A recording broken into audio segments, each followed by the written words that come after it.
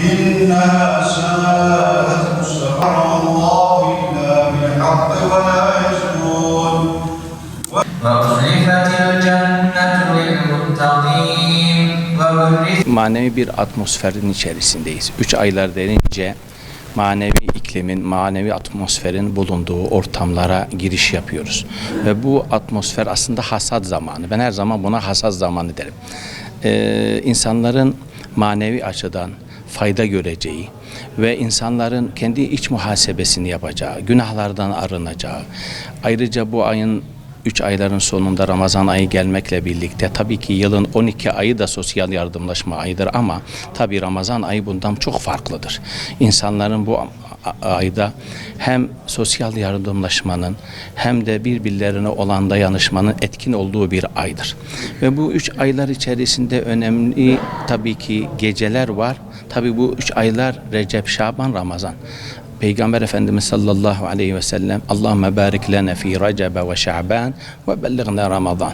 Ya Rabbi Recep ve Şaban ayını bizlere mübarek kıl ve Ramazan ayına ulaştır diye dua eder ve ümmetine de bunu bildirmişti.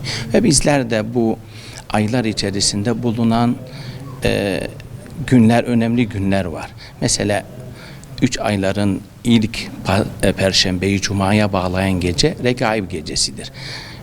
Şaban ayının 15. gecesi, Recep ayının 27. gecesi, Kadir gecesinin 27. gecesi. Bunlar önemli gün ve gecelerdi bu ayların içerisinde. Tabii ki sosyal medyada mesela birçok kişinin böyle bir sadece Kadir gecesinin Kur'an'daki deliliyle söyleyen alimlerimiz var, şeylerimiz var. Ama tabii ki bunlar önemli gün ve gecelerdir.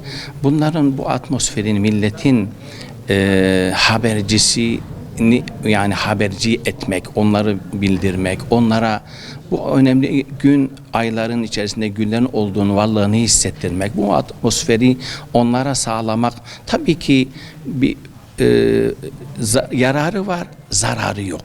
Çünkü aslında Peygamber Efendimiz sallallahu aleyhi ve sellem bir başka hadislerinde "Hamsu leyalin la turaddu fihinne da'va" buyuruyor. 5 gece vardır ki dualar geri çevrilmez.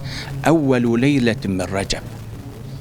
Recep'in ilk Perşembeyi Cuma'ya bağlayan gece. Yani Regaib gecesi. Ve leyletun nisfi min Şaban. Şaban ayının 15. gecesi. Ve leyletul Cuma, ve her Cuma gecesi. Ve leyletun fıtri ve leyletun nahri. Ve Ramazan bayramı gecesi ve Kurban Bayramı gecesi. Bu 5 gecede yapılan dualar geri çevrilmez. Bunlar önemli gün ve gecelerdir. İnsanlar bu günlerde, gecelerde manevi atmosferin olduğu, oluşturduğu ortamlara girmek. Yani insanlar şu anda zaten bir boşluk içerisinde. Neler yapacağını bilmiyor, farkında değildir. Eğer bizler bu insanları camilerden, ibadetten mahrum bırakırsak, uzaklaştırırsak, zaten bunların bu gibi bir ortamı olmadığı için insanlarımız, gençlerimiz şu anda boşluk içerisindedir.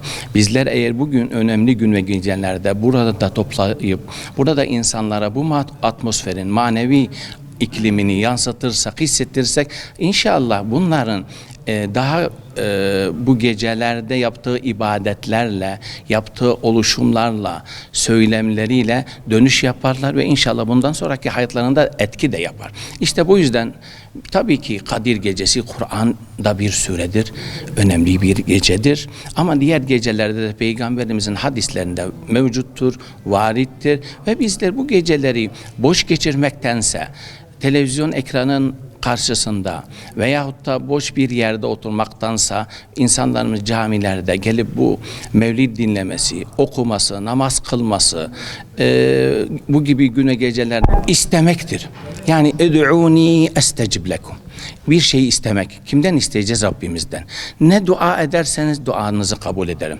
Ud'uni diyor, estecib lekum. Ben dua edin. Günahlardan arınmak mı istiyorsunuz? Ben sizi o günahlardan arındırayım. Bir şey mi istiyorsanız onu vereyim size diyor. İstemek lazım. İstemeyince Allah Teala nasıl verecek? Biz duygularımızı belirleyeceğiz, isteyeceğiz. Rabbimiz bizim istediklerimizi vermeye çalışacak. Ve bu aylarda en önemlisi ben söylüyorum.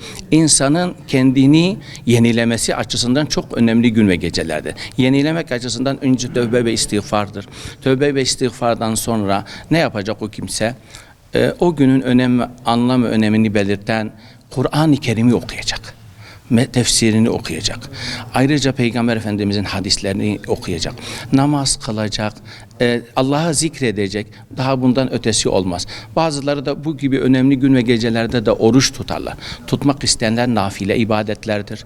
Bu nafile ibadetler, şimdi farzlar, bizler yükümlüyüz bu farzlardan. Ama nafile ibadetler bizi Allah'a yaklaştırır.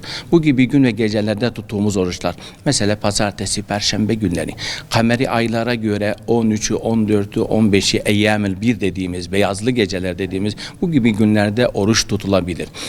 Bu aylarda 3 gün tutmak, bir ayı tutmuş gibi eşdeğerdir. 3 gün oruç, 30 güne eşdeğerdir. İşte bizleri Rabbim bu gibi bilinçte ibadet edebilmeyi ve ibadetlerimizi yaptığımız zaman bilinçli bir ibadet yapabilmeyi ve en önemlisi de bu aylarda özellikle Müslüman ülkelerde Müslüman kardeşlerimiz gördükleri bu zulümden bir an önce kurtulmalarına vesile olacak dua ve niyazlarımızda bulunmayı kimse unutmasın. Rabbim bizleri ve o Müslüman kardeşlerimizi bir an önce o sıkıntılardan kurtulmayı nasip eylesin. Allah hepinizden razı olsun.